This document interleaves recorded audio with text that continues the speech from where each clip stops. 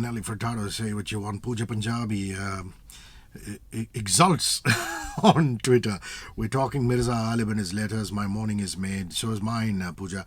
Umesh Pandya, another person who made Mirza Ghalib very popular, is the great Jagjit Singh. Yes, we are going to talk about him. And all you lovers of Ghalib, on the occasion of Ghalib's sesquicentennial death anniversary, Murali Ranganathan is going to be speaking at the Chavan Centre, and it is absolutely free, of course. This is Saturday the 25th. He starts speaking at 5:30 in the evening. Please go, 4th floor, Rangswar Auditorium, Chavan Centre, Nariman Point. It's called Murali Ranganathan Ghalib, the man and his letters. A last leg of conversation with a researcher and historian. This is Good Morning Mumbai with Hrishi K.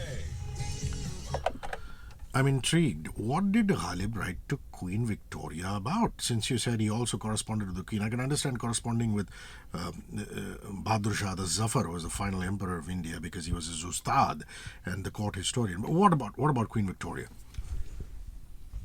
After the 1857 rebellion, the War of Indian Independence, his pension was suspended. And he was writing to everybody, from the resident of Delhi first, the Lieutenant Governor of Punjab, and then the Governor General. But then he realized that perhaps going to the very top might make things easier. Indian mentality. Yeah. Absolutely.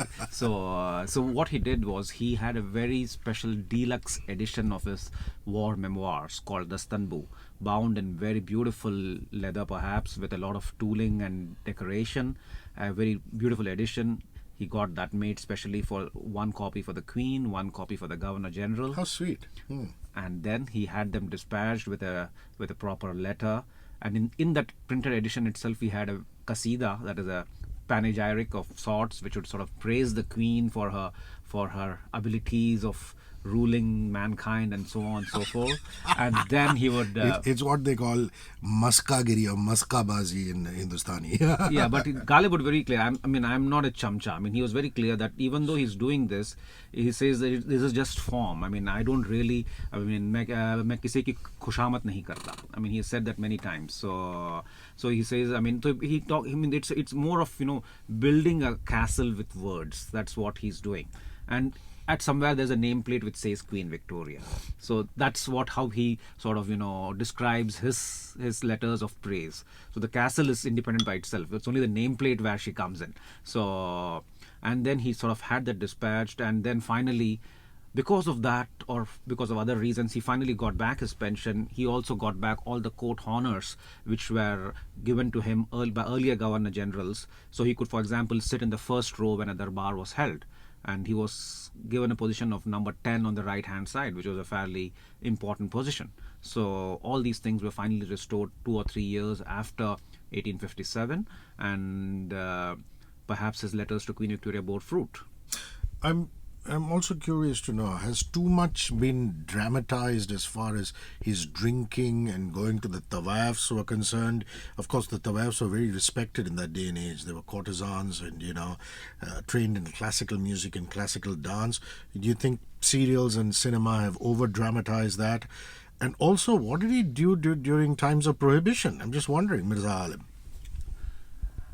Yeah, there is a lot of liberty taken in the dramatizations. But Ghalib had a special love for alcohol. He mentions that in his letters quite often. I think perhaps he overindulged during his days of youth when he was visiting various courtesans, and perhaps he did develop a taste for alcohol. For example, he hated the local desi stuff.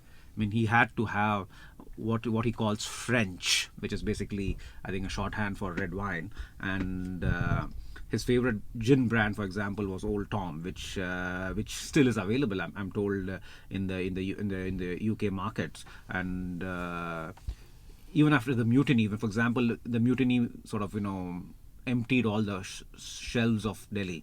So by the end of December 1858, Ghalib was pretty much, was looking around for various other markets. So he writes to a friend in Kanpur to check if alcohol is available there, if his favorite brands, Old Tom and Castelline, are available, and if they could be sent by Bailgadi post to Delhi. Unfortunately, the prices were too high for Ghalib. But then finally, during his final days, he was having a little bit of alcohol every day, but not that was just, I think, just a sheer force of habit, nothing beyond that really. Let's sign off with what Umesh talked about, which is Jagjit Singh, all these musicians and their tributes to Mirza Ghalib. Absolutely, I think we now know Ghalib because of them. I mean, during the serial which Gulzar made in the 80s, it was Jagjit Singh who sort of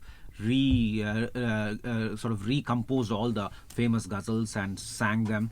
And before that, you had, I mean, perhaps in my opinion at least, Begum Akhtar was obviously one of the most famous singers who sort of literally owned Ghalib in a way, and her renditions of Ghalib are absolutely flawless. I mean, they are captivating, Rishi. I mean, I can't sort of live without them almost. And even before that, you had Kundan Lal Saigal. I mean, he was a film singer himself, but his ghazals of Ghalib, which are non-film film based, are also fantastic. I mean, he had a 3-minute deadline because of the technology constraints of those days, and within those 3 minutes, he picks up maybe 4 or 5 stanzas from each ghazal and sort of weaves them into a really powerful composition, which sort of hits you like nothing else. So Murali Ranganathan is a reclusive historian and researcher, ladies and gentlemen. Not on Insta, Twitter, Facebook, nowhere.